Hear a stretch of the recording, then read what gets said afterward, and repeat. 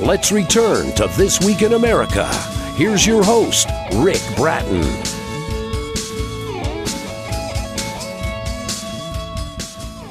Welcome back, everybody, coast to coast. This Week in America. The Nanny of Keck Park is a children's book by author and illustrator Mary Catherine Rishcoff.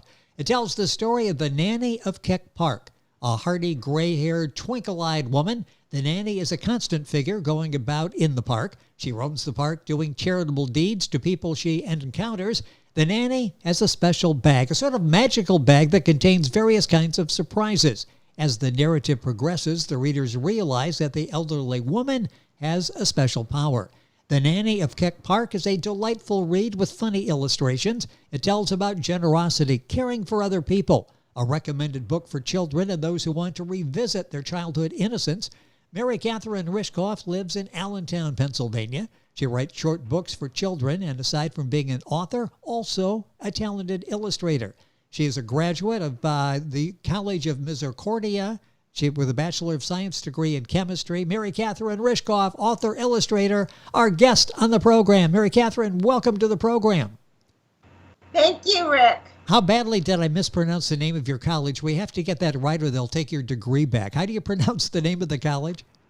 I think you got it correct, Misericordia. Well, that's what I thought I said. It didn't sound right when I said it. So there, you've got a Bachelor of Science degree in chemistry there.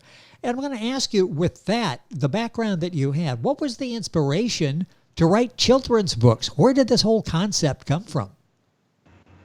Well, after a few years out of school, I went on disability and I couldn't find work because of my disabilities. So my mom suggested to write children's books. She knew someone who did it, and that's what inspired me to write children's books, my mom's suggestion. You know, that's interesting. What was it that fascinated you about children's books? Now, Mom suggested that, but obviously this was something, because you're very talented, was this something as a child that you were involved in reading children's books at the time? No, I played games. That's interesting. Games.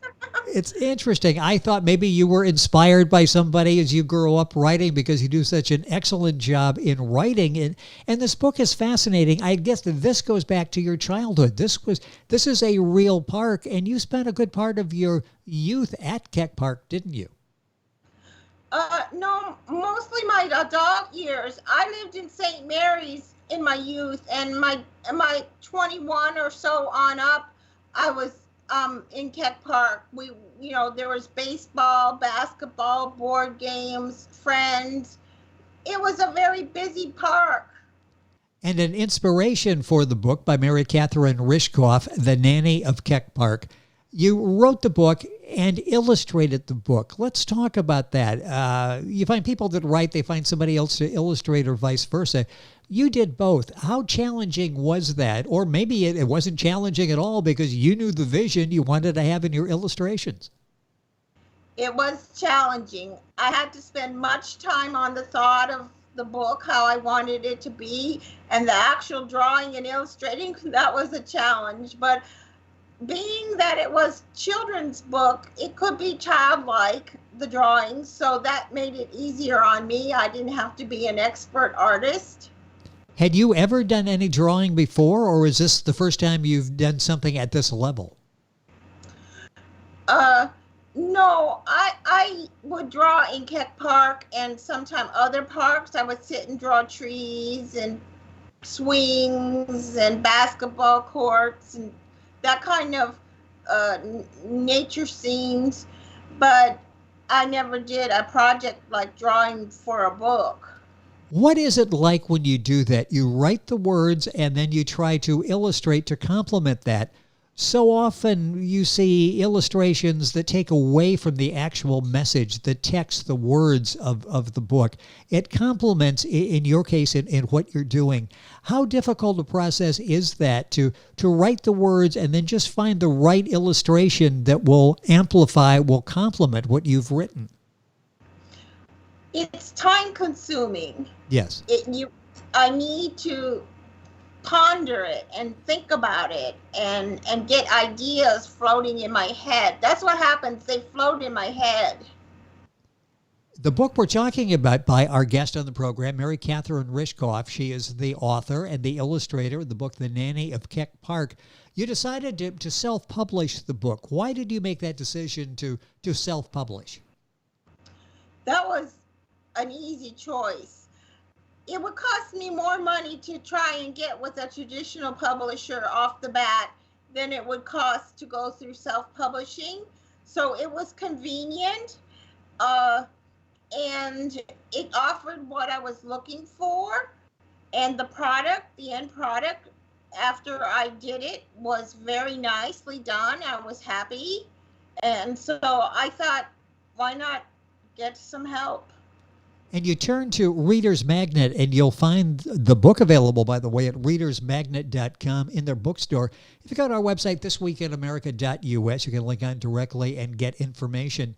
What is the chief message that you're trying to get across to children in this book, The Nanny of Keck Park? What messages do you want kids to take away from reading the book? I would like children to realize that we are all special in some one way or another, and some of us have extraordinary specialness that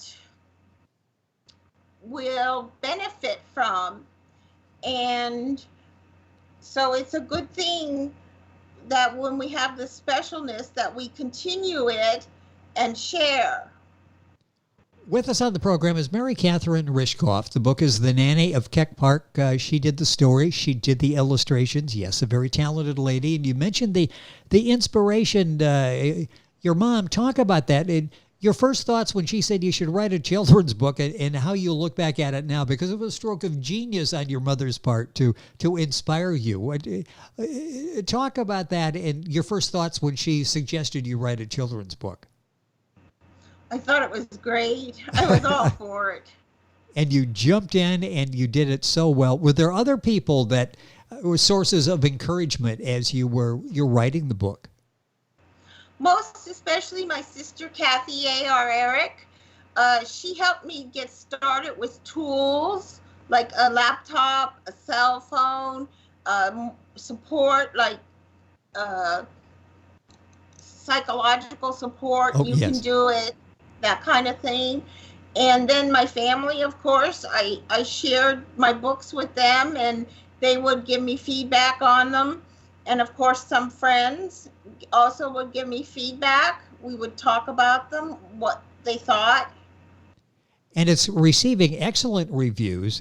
Have you published any other children's storybooks? Yes, I have published 2 others.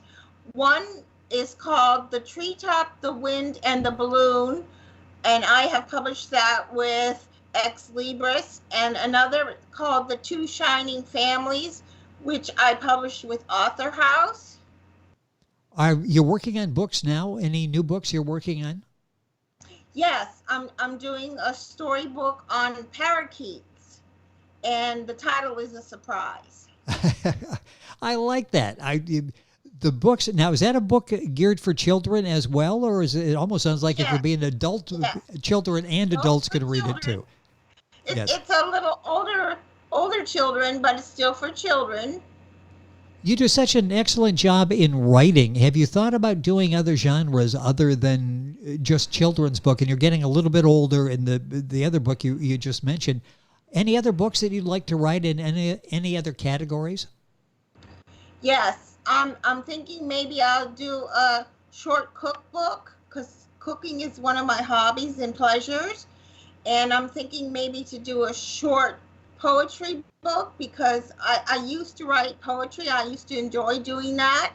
So maybe I will put those 2 books together before I hit the bucket.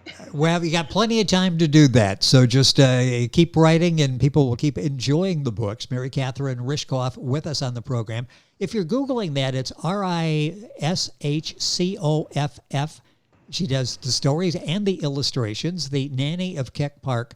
Where do you get your ideas for the children's book? And let's start with Keck Park. This was obviously a big part of who you are. Where do you get your ideas to write these books?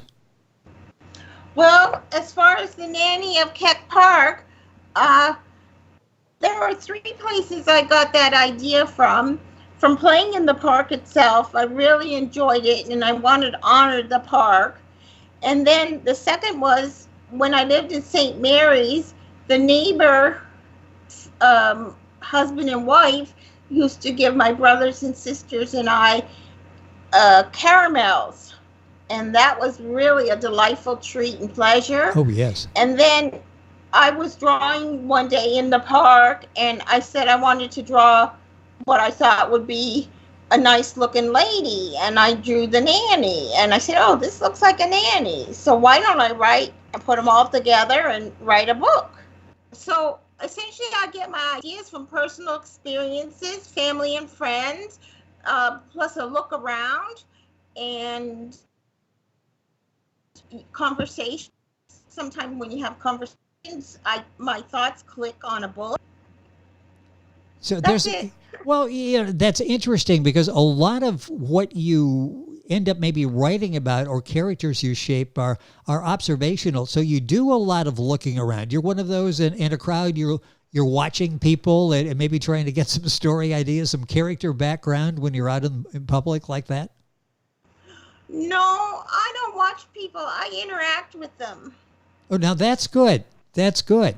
That's actually more fun than sitting there in the corner of the room watching people taking notes to actually be out there conversing with them. Yes, it's more fun. No, I like interacting with people. I feel that's really hearty and healthy. With us on the program, Mary Catherine Rishcoff. We're talking about her book, The Nanny of Keck Park, story and illustrations. How long did it take you from start to finish to write this book?